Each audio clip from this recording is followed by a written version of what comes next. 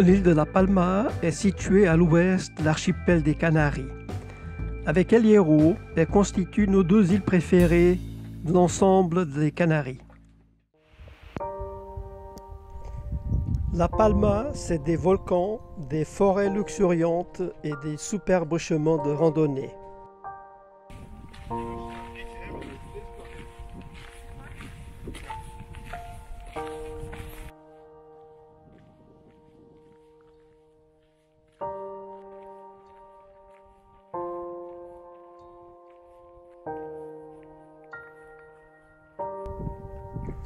La Palma a été classée réserve de la biosphère par l'UNESCO.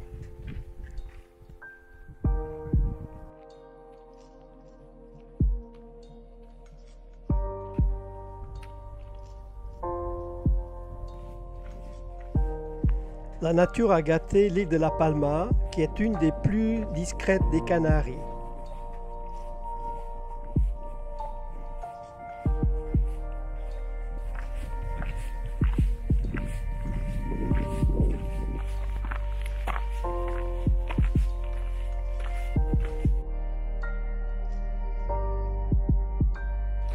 On se retrouve dans le sentier de la Caldera et notre objectif c'est d'aller vers la cascade multicolore.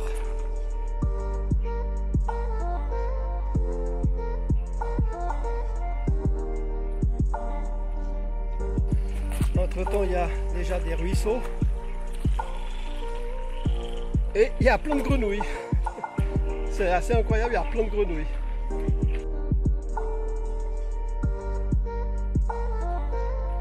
Pour accéder à la cascade de Colores, il faut passer par le ravin de las Angustias.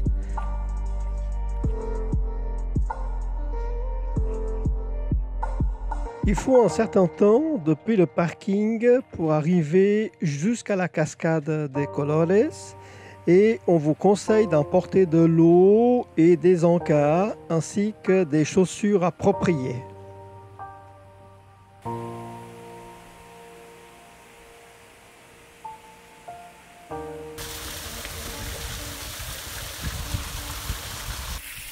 Voilà la fontaine des couleurs. Après une longue marche, on est enfin arrivé.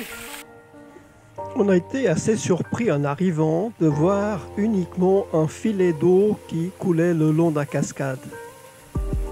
Selon les photos, il devrait y avoir des torrents d'eau qui défilent tout le long et qui provoquent des couleurs assez variées dues aux vestiges volcaniques. Pendant notre séjour aux Canaries, toutes les îles ont été confrontées à la sécheresse, ce qui explique le mince filet d'eau sur la cascade. Comme randonnée aujourd'hui? On est à Los Tilos. À Los Tilos. Et puis on va regarder quoi, la cascade ou bien? La cascade. Eh ben dis donc, on n'est pas encore arrivé. Le pont de vue. Ouais. On n'est pas encore arrivé. Mais c'est très très joli. C'est très joli, on se dirait en Suisse, c'est très vert.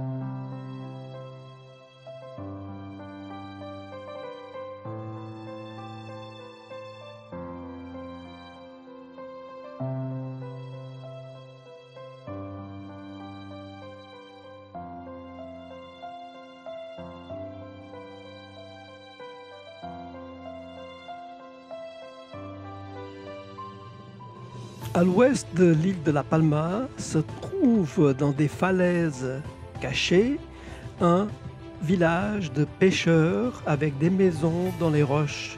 Elles sont transmises de génération en génération. C'est devenu une attraction touristique à part entière à La Palma.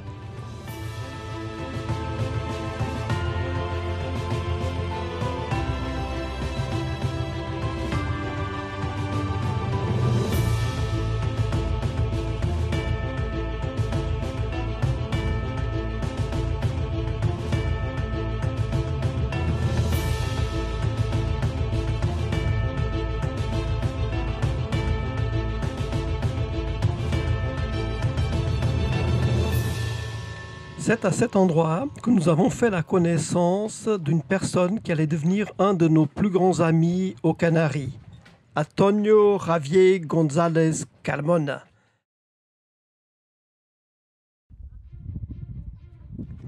Le roc de Los Muchachos, on admire l'un des cieux les plus purs de la planète qui attire les astronomes amateurs ou professionnels du monde entier.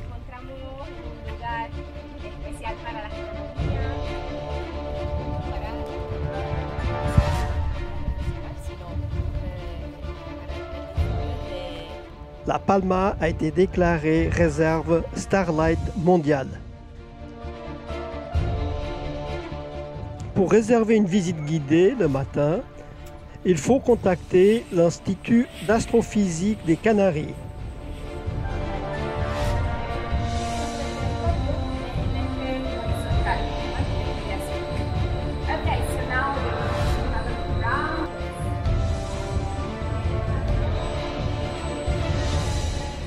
L'Observatorio del Roque de los Muchachos abrite le Grand TECCAN, le plus grand télescope optique du monde, pesant 400 tonnes et doté de 3 grands miroirs.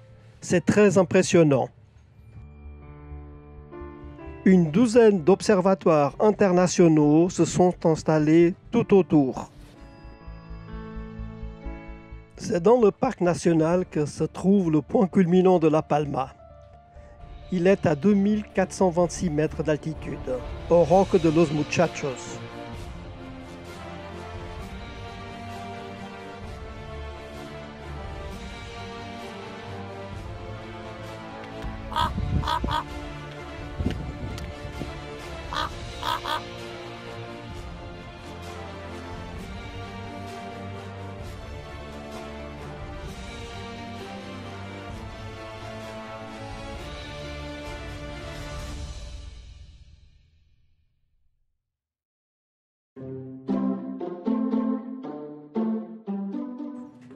Sur l'île de La Palma, il n'y a que 2 ports marina. Celui de Santa Cruz de La Palma, la capitale, sur la côte est, et Tazacorte sur la côte ouest. C'est sur ce dernier que nous avons séjourné environ 1 mois. C'est une des meilleures marinas que nous avons fréquentées aux Canaries.